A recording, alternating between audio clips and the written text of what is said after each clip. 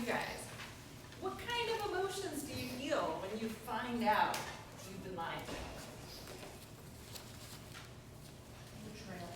Betrayal, anger.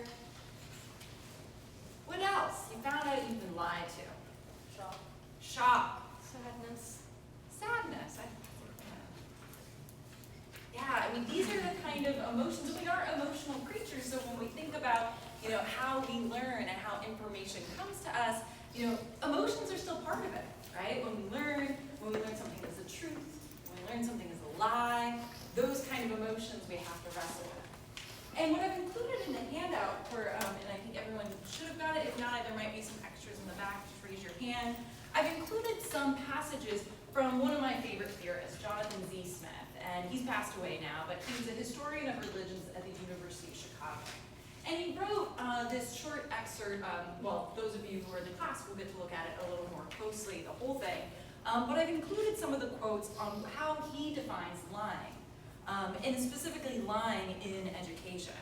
And so the first one, he says, quote, we sometimes cheerfully call the lie words like generalization or simplification. But that's not really what we're doing. We're really lying, and lying in a relatively deep fashion when we constantly disguise in our introductory courses what is problematic about our own work. And he goes on to also set up this kind of introductory lie, the challenges that come with it, particularly to his own field. And I'm going to focus today on how those challenges of that introductory lie, of those generalizations and simplifications come up in my own field. But I also want to touch on, just to give you the quote, that he also separates this from the notion of disciplinary lies, this idea of lying that happens when you get out of those introductory classes and enter into your major field, enter into becoming an expert in your field. And he says, quote, a great deal of what a discipline does is initiating its neophytes, pulling rugs out from underneath things you thought you knew, and unmasking things you thought were clear. Well, it really isn't going to be the focus of what I say. I think this engenders a different kind of emotion when you find out you are getting to be part of this secret club. You're getting to find out the ins and outs of what actually your field means, and in a way that produces perhaps a slightly more positive feeling in those kind of lies than those introductory lies. But what he's meaning by that is, you learn field-specific language. You learn methodology when you go into your specific field. You create a community based off of those skills that creates that boundary of your field. Right? And so in a way, those kind of what he'll call the disciplinary lies create a community, those who are in the know and not in the know on it. But I want to talk about the dangers of that first lie. Often can be called a white lie, or as I've called it, an introductory lie. And in my field, that lie can happen in a number of ways. And as he said, I do history, religion, historian of religions. And so just to touch on a couple that I see as those oversimplifications or generalizations. One is the simplifying causes. Why did things happen the way they did? As a historian, that's why books still get published. Why did Rome fall? Why did the Industrial Revolution happen to start in Britain? Why did the Reformation happen? And a lot of times that simplification narrows down to individuals. Oh, Martin Luther. Oh yeah, that's who did it. It wouldn't have happened without that. Rome fell. Oh, it was barbarians. They did it. They made it fall. And it fell in a moment. Those kind of simplifications and generalizations that happen, disappear away a whole amount of resources and wealth of experience. It often centers on these theories that overestimate in a kind of narcissistic way individuals. This is often called a great man theory. That it's great men in the past that did things, and those things are why things are the way they are today. Rather than noting that, well, in fact, Rome was hit with a series of plagues prior to its challenges with invasions. Noting that agricultural development at a certain period of time slowed down because we had a cooling effect in that period of time too. Noting that things like the printing press, things like even the after effects of the Black Death had a role to play in the Reformation's even happening. That who was in charge of individual institutions also mattered. So yes, individuals matter, but also all those other things too. And so this kind of causation is one that I see a lot. The other is actually a challenge of our sources because we have this pull to push things in binaries. Good versus evil, us versus them, the good guys, the bad guys, the heroes, the villains. And where that challenge actually comes up as a historian is a lot of times our sources are saying that. Our sources are saying, oh, Constantine battled Maxentius and he was a tyrant and an evil man. Doesn't say other things that help you define what that means, but it let you know not just who won and who lost, but how you're supposed to feel about that person, right? In that kind of binary, versus kind of excavating some of those binaries and realizing that those sources are often trying to convince an audience to do something or to not do something. And so, for example, my students recently were looking at one of the sources for the calls to the First Crusade, in which Urban II, the Pope at the time, says, you should go help people in the East and go defeat a vile race that should be exterminated from the planet. That is a call to war. That is not a place where you're going to see a nuance of like, oh, and let's talk about the different branches of Islam and the nuances of Christians living as minority communities in some of these areas. That's not the source that's going to have that kind of nuance. It's a source that's telling people to go fight and kill other people. And so it's in binaries. But we can't fall into the trap of what our sources say. Our sources have their own context that we then have to understand more. And so that binary, though, I feel like is a reflection of how we often are pushed into binaries now in bigger questions in society, right? This kind of, which side are you on?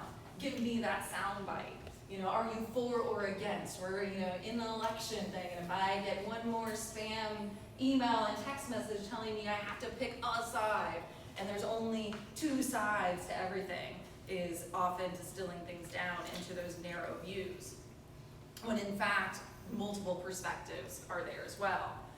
Now, the third one I have on there too that I find, and there's more than this, there's a lot of different ways that introductory lying happens, but that's what I'll call magical sources.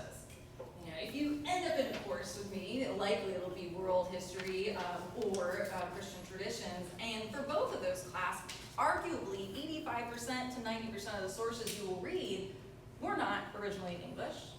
We're not often in a book form. We're not in these beautiful paragraphs with numbers next to them, but that this was a process, that our sources took a journey themselves that had many hands involved, often over several generations to even translate certain things, like hieroglyphics, like still texts that are untranslated today.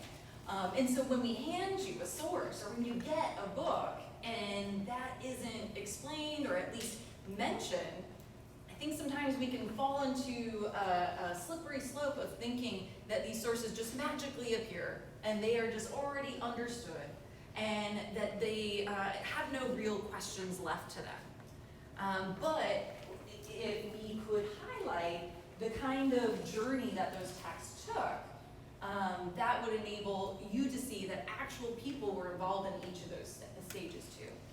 We're not pulling books out from the heavens of History Volume 1, History Volume 2, and it's already written and already there. In fact, they invite more interpretations. They invite new questions to be asked of them. And so I think by not falling into that trap of the sources are just magically there, perhaps we could also open up the invitation for others to ask new questions of them. Now the pressure to lie actually is pretty strong, I think.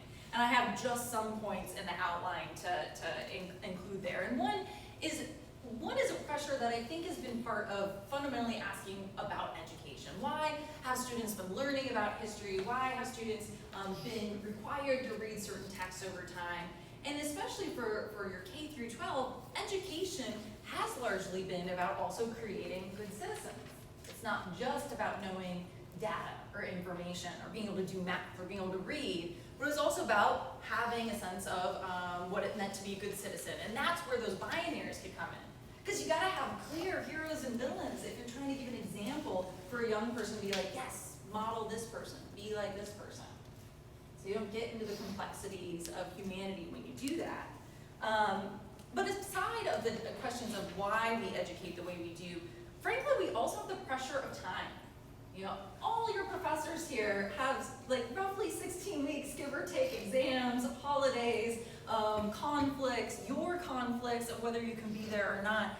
And we have so much content that we have to then decide, well, how do I introduce at a 100 level course these things without lying?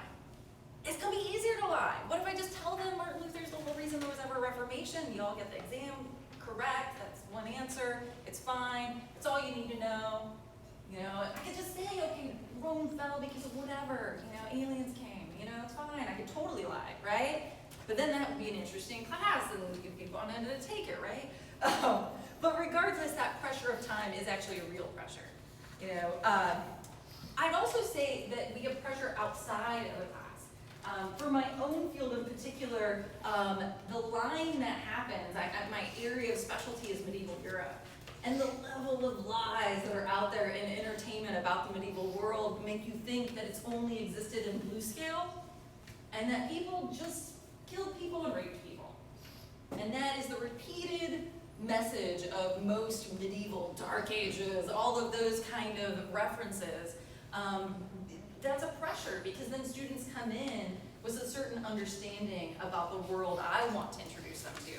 One that did have developments in science and literature and poetry and art, and wasn't just, you know, a version of Lord of the Rings. Regardless though, in addition to the pressure of time, the pressure that we have from outside the classes, I'd say we also have this pressure in the larger world to put things into binaries and to eliminate that grayscale. You know, to kind of simplify to the point where in many ways you are left with lies and not the nuances of truth.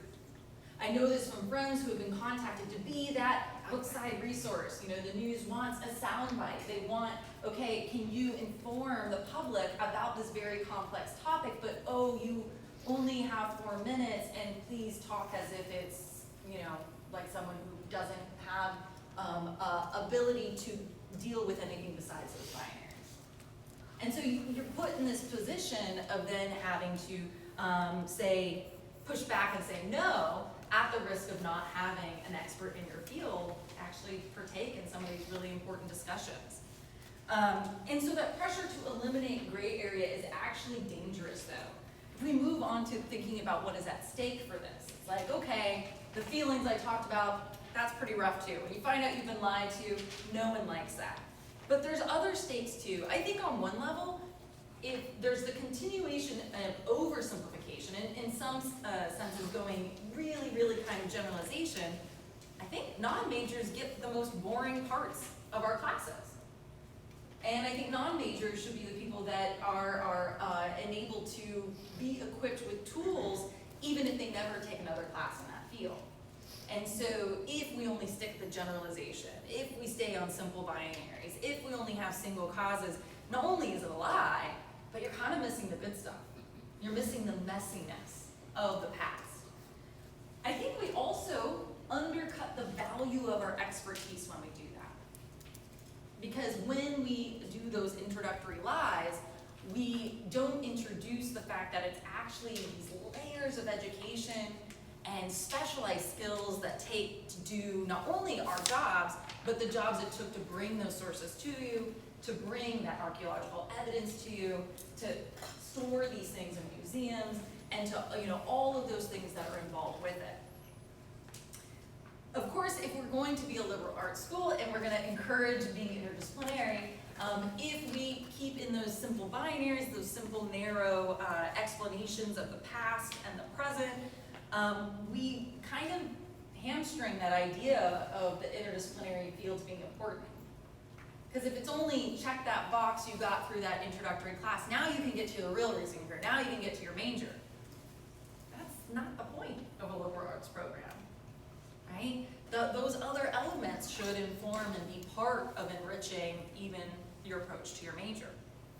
And so I think that kind of leaving the good stuff for the majors can be a challenge. Now, some of the solutions that I have listed there that I can think of that I've tried to apply imperfectly in my own classes is trying to treat all majors, even those of you who have declared your major, you know since you came here what you're doing, as exploratory.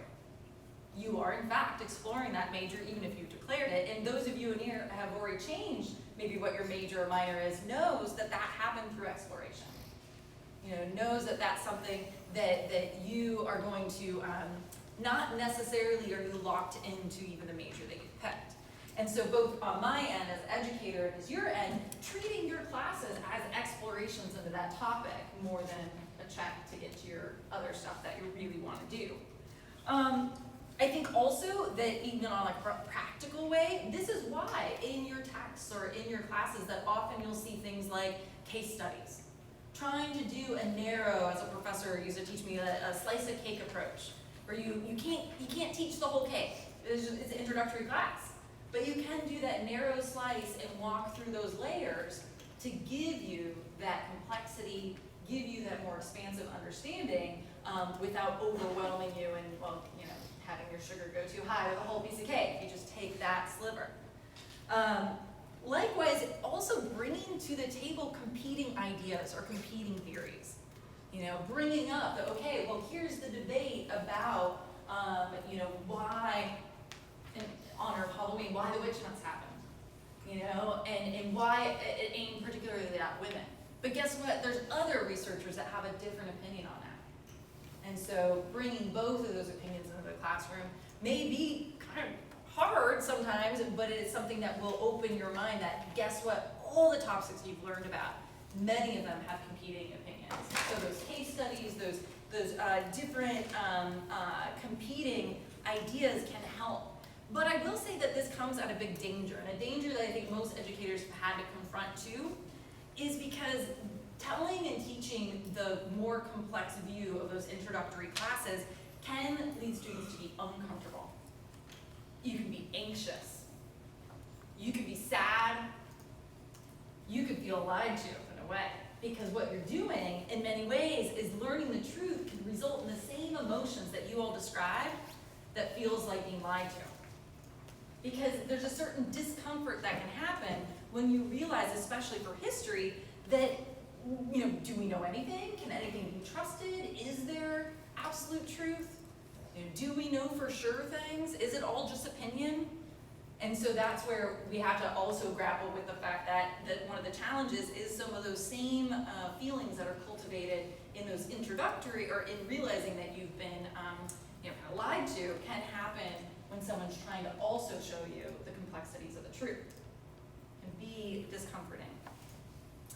I would say too that perhaps one of the other solutions is to kind of overturn some of the metaphors we learn about education. Often you'll learn, as many of you going through, advising and things like that, is that education, is this process by which you get mastery through going through different steps, right? You got through high school, that's a step, and you stand on that step and then reach for the next step. And I think that that's somewhat problematic because you get an idea that you're standing on a firm foundation and that you're standing on that foundation to then reach the next one. And so you're getting, pulling up with each step. But I think a more apt metaphor would be that you are excavating the very foundation of the last thing you learned. That rather than going up, you're drilling down. In one way, that's a more humble perspective, right? You're not standing over, especially as a historian, you're not standing over all of history and being like, blah, they didn't know better. But you're drilling down and looking up. In doing that, then, you gain a new perspective. You're excavating that foundation. You unearth the methods of your field, the principles that are in it, your own as you learn the field-specific language. And then after breaking all that apart, you then build it anew. And that education isn't therefore just standing on those firm foundations, climbing up, but you're going down to then decide how you're going to build it entirely new. That you actually can do that as well and be empowered to do that. Now, lastly, I'd just say that beyond the classroom, I know I've been talking about teaching, you're like, I'm not going to be a teacher, or maybe you're going to be a teacher, and you're like, Okay, but even if you're not going to be a teacher, all of you will have to communicate your expertise to those who don't know it. That might be to a jury. That might be to a patient. That might be to your family over Thanksgiving who's like, what am I paying you to learn? What's going on in school? What are they teaching you in those classes? How did that paper go? How's that class going? And you're going to have in that moment, whether it's to a job committee, to a family over dinner table, to those who you're working with, have to communicate your expertise and your knowledge in a way that perhaps also will avoid lying. So that's it. But thank you. You have questions? I'm going to open it up to questions.